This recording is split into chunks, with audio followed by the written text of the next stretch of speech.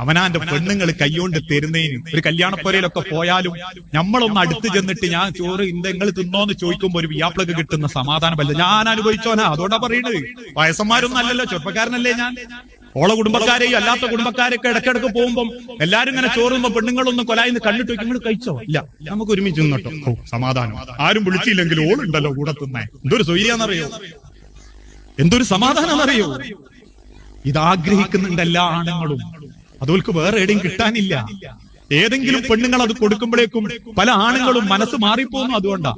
അതുകൊണ്ട് സ്വന്തം വീട്ടില് ഒന്ന് ചേർത്ത് നിർത്തണം. ഒരു നല്ല വാക്കൊക്കെ ഒന്ന് പറയണം.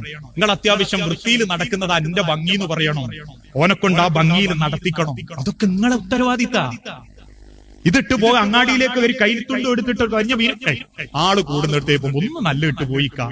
ഒരു 4 ദിവസം ആ ഉടുത്തു പോകുമ്പോ എന്നെ തോന്നും ശരിയാട്ടോ, ഇങ്ങനെയൊക്കെ അതിന് പോകേണ്ടതെന്ന് ചോദിച്ചു നോക്കും നിങ്ങൾ ഭർത്താക്കന്മാരോട്.